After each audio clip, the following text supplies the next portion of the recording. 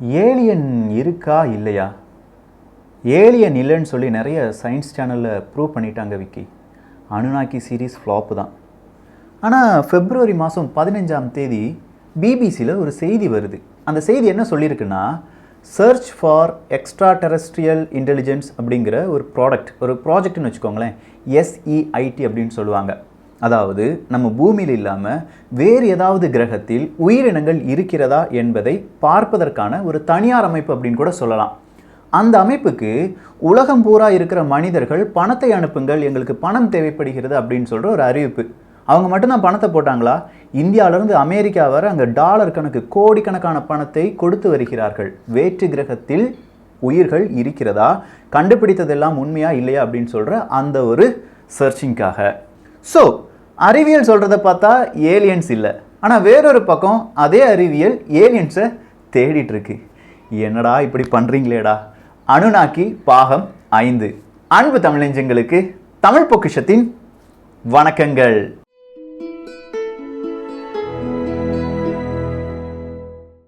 கண்களால் பார்த்த பின்புதான் நான் எதையும் நம்புவேன் அப்படின்னு சொன்னால் மனிதனுக்கு பகுத்தறிவு அப்படிங்கிறதே தேவை கிடையாது. மிருகமும் கண்களால் பார்த்தால் நம்பிவிடும்.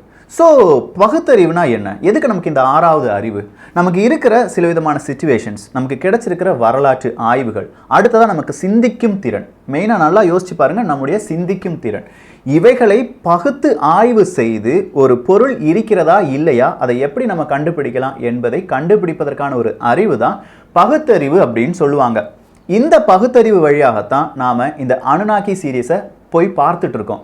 மதம் சார்ந்து இல்லாட்டி உங்களுக்கு நிறைய பெரிய மத கோட்பாடுகள், நீங்கள் மதத்தில் மூழ்கியவர்கள் என்றால் இந்த சீரீஸ் பார்க்காதீர்கள். பார்த்த பிறகு கெட்ட வார்த்தையில் கீழே கமெண்ட்ஸில் எல்லாம் போடாதீங்க. ஸோ நீங்களாம் இப்போவே இதுலேருந்து கொஞ்சமாக தள்ளி நின்றுக்கோங்க இந்த அனுநாக்கி சீரீஸ்லேருந்து.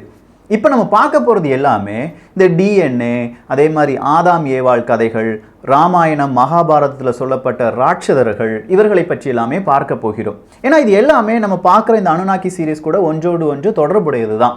இப்போ உங்களுக்கு ஒரு டவுட் வரும், நம்ம இது எங்கேருந்து தொடங்க போகிறோம்? நிறைய விஷயங்கள் 4 பாகங்கள் நம்ம பார்த்து முடிச்சிட்டோம். கடைசியாக நம்ம பார்த்தது DNA, சிவப்பு மழை அப்படிங்கிறதெல்லாம் நம்ம பார்த்துட்டு இருந்தோம். ஸோ இப்போ வேறொரு டவுட்டு, நம்ம இந்த புராணங்கள்லாம் எடுத்துக்கிட்டால் எல்லாருமே சொல்லுவாங்க அது புனையப்பட்ட கதைகள், அறிவியல் பூர்வமாக அதில் எதுவுமே உண்மை கிடையாது அப்படின்னு சொல்லிடுவாங்க.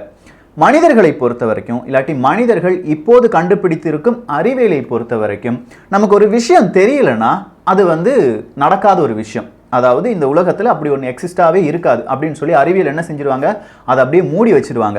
உதாரணத்துக்கு புராண கதைகளில் 12லிருந்து 35 அடி உயரம் மனிதர்கள் இருந்தார்கள், அவர்களை ராட்சதர்கள் என்று அழைத்தோம் அப்படின்னு சொன்னா என்னடா காமெடியா இல்லையா உனக்கு அப்படின்னு சொல்லி ஈஸியாக சிரிச்சிட்டு இதுக்கு பின்னாடி அறிவியெல்லாம் இருக்குன்னா நான் தேடணுமா என்று அப்படி சொல்லிட்டு போயிட்டே இருப்பாங்க. ஆனால் ஏன் அப்படி இருக்கக்கூடாது? 15 அடியிலிருந்து ஒரு 30 அடி உயர மனிதர்கள் ஏன் இருந்திருக்க கூடாது? இந்த மாதிரி யோசிச்சோம்னா நமக்கு இருக்கிற ஒரு வரலாறு இருக்கு பாருங்க, நமக்கு இது நாள் வரையில் நம்ம கண்டுபிடிச்சிருக்கிற வரலாறு, அதை கொஞ்சம் யோசிச்சு ஆலோசிச்சு இல்லாட்டி அலசி பார்த்தாலே 15லிருந்து 30 அடி உயர மனிதர்கள் இருந்திருப்பதற்கான வாய்ப்புகள் இருக்கின்றது. ஸோ இந்த இடத்துல மறுபடியும் சயின்ஸ் நம்மளை ரொம்பவே எரிச்சலாக ஒரு விஷயத்தை பார்க்கும். நீ மனிதர்கள் அப்படின்னு சொல்கிற, கண்டிப்பாக அது மனிதர்களாக இருக்க மாட்டார்கள், அவங்களுக்கு வேறொரு பெயர், இந்த ஹோமோசாப்பியன்ஸ் சொல்கிற மாதிரி வேறொரு இனமாக இருக்கும் அப்படின்னு சொல்லிடுவாங்க.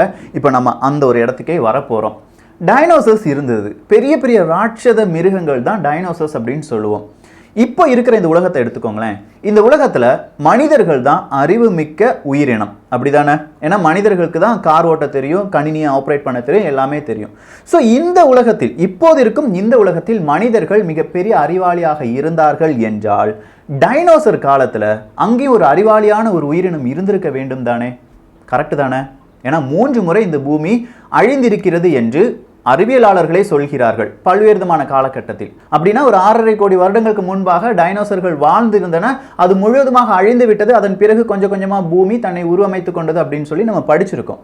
ஸோ அந்த காலத்தில் வாழ்ந்த அந்த ஒரு அறிவுபூர்வமான உயிரினத்தினுடைய பெயர் என்ன என்று கேட்டால் அப்படி ஒரு உயிரினம் வாழவே இல்லை என்று அறிவியல் சொல்லிவிடும். ஆனால் இந்த பகுத்தறிவாளர்கள் இல்லாட்டி இன்னும் கொஞ்சம் அறிவியல் படித்தவங்க என்ன சொல்லுவாங்க, டிராக்கோ அப்படிங்கிற ஒரு உயிரினம் இருந்ததாக சொல்வார்கள். ஸோ டிராக்கோ இது வந்து ஒரு கான்செப்டா ஒரு கான்ஸ்பிரசியா நம்ம எடுத்துக்கிட்டாலும் அது ஒரு கான்ஸ்பிரசி தான். இல்ல உண்மையா கொஞ்சமா அதுல உண்மை இருக்கும் அப்படின்னு நினைச்சா அது ஒரு உண்மை தான். டிராக்கோ அப்படிங்கிற ஒரு உயிரினம் மனிதர்கள் போல இருக்கும். சுமேரியர்களுடைய ஒரு காலகட்டத்தை எடுத்தீங்கன்னா ஒரு பொம்மை என்பது எடுக்கப்படுகிறது. அது 7000 வருடங்களுக்கு முன்பாக செதுக்கப்பட்ட ஒரு பொம்மை.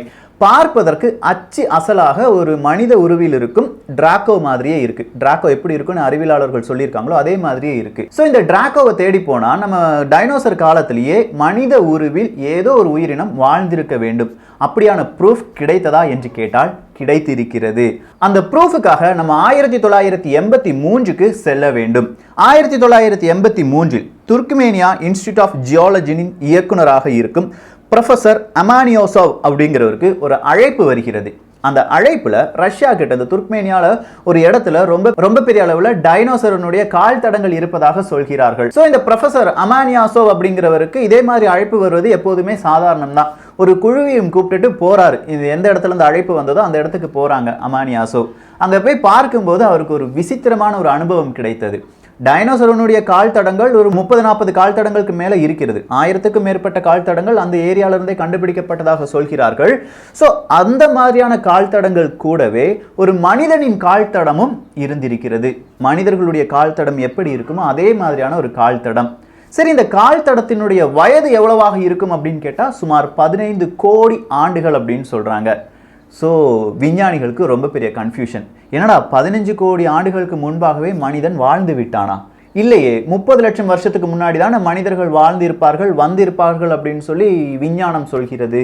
அப்படின்னா இங்கே ஏதோ ஒரு கன்ஃபியூஷன் இருக்குது. இது கண்டிப்பாக வேற்று கிரகத்திலிருந்து வந்த மனிதர்களாகத்தான் இருப்பார்கள் அப்படின்னு சொல்லி ஒரு சாரார் என்ன சொல்கிறாங்க, அவங்களுடைய ப்ரூஃபை சொல்கிறாங்க. வேறொரு சாரார் இல்லை, அந்த காலத்தில் ஏதோ ஒரு விலங்கு வாழ்ந்து வந்திருக்கிறது, அந்த விலங்கினுடைய கால் தடம் தான் இந்த கால் தடம் அப்படின்னு சொல்லிட்டாங்க. அப்படின்னா இதே மாதிரியான கால் தடம் அந்த பகுதியிலிருந்து வேறு எங்கேயாவது இருந்து கிடைத்ததா என்று கேட்டால் மறுபடியும் ஒரு ஷாக்கிங் நியூஸ் அவங்களுக்கு கிடைச்சது. 2-3 இடத்துல இருந்து இதே மாதிரியான கால் தடங்கள் எடுக்கப்பட்டன. அதுவும் வலது இடது பக்கமாக இருக்கும் கால் தடங்கள் எல்லாமே அவர்களுக்கு கிடைத்தது அப்படின்னு சொல்லலாம். உங்களுக்கு இதுக்கு ப்ரூஃப் வேணும் அப்படின்னா ட்ராக்கிங் டைனோசர் ரூப்ஸ்டவ் அப்படிங்கிற ஒரு சர்ச்சிங் டைம் எடுத்து கூகுளில் சர்ச் பண்ணி பார்த்தா தெரியும். நிறைய விதமான உண்மைகள் உங்களால் புரிந்து கொள்ள முடியும்.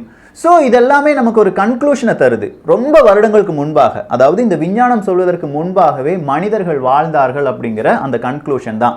சரி, இந்த கால் தடம் அப்படின்னு சொல்றோமே, இதனுடைய அளவு எவ்வளவாக இருந்தது? இதுதான் அடுத்த கேள்வி. இந்த கேள்விக்கான பதில் யூப்ரட்டிஸ் வேலி அப்படிங்கிற ஒரு இடத்துல துருக்கியிலிருந்து நமக்கு கிடைச்சதுன்னு சொல்லலாம்.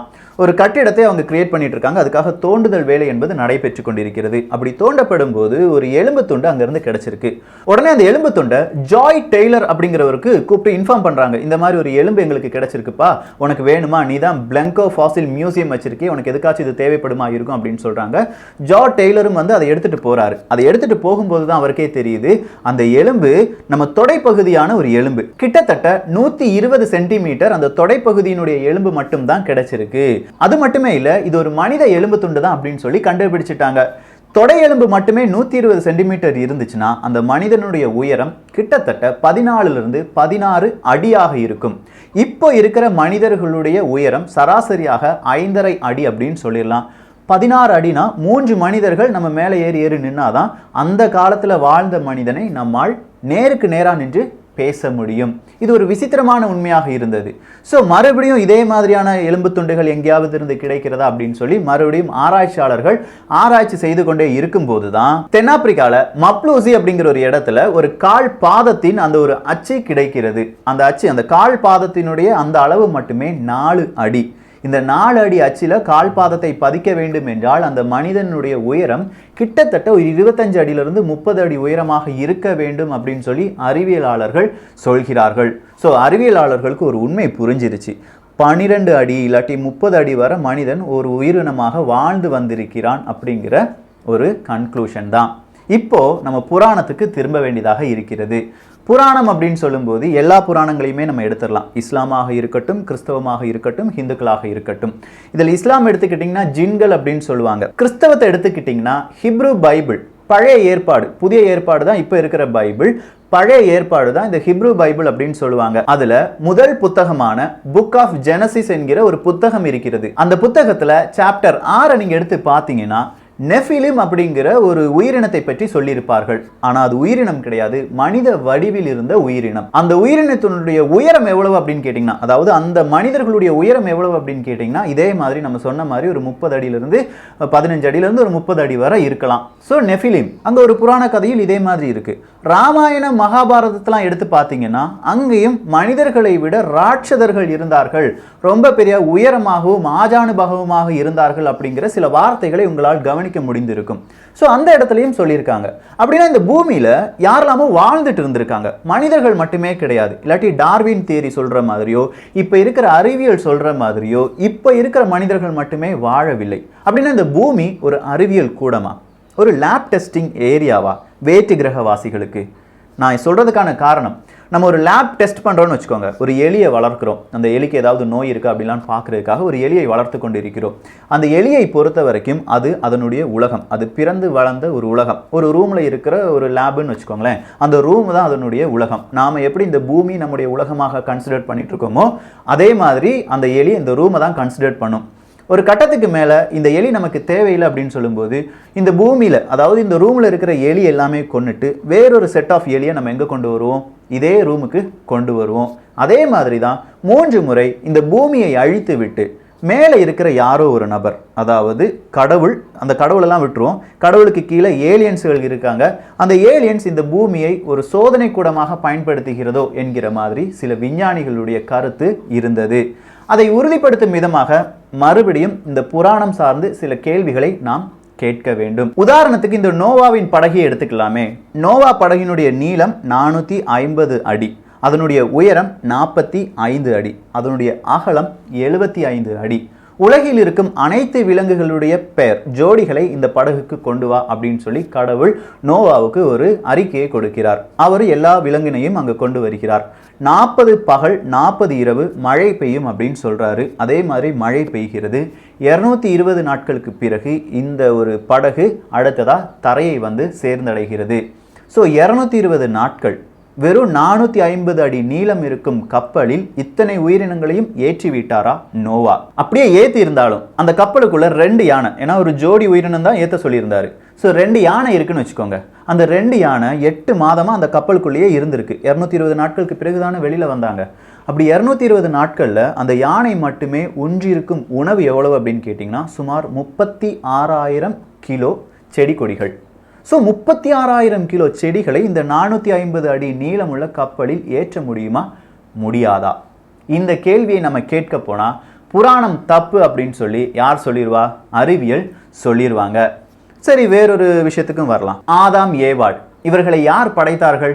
புக் ஆஃப் ஜெனசிஸ் படி கடவுள் தான் மனிதர்களை படைத்தார். அவர்களுடைய பெயர் தான் ஆதாமும் ஏவாளும்.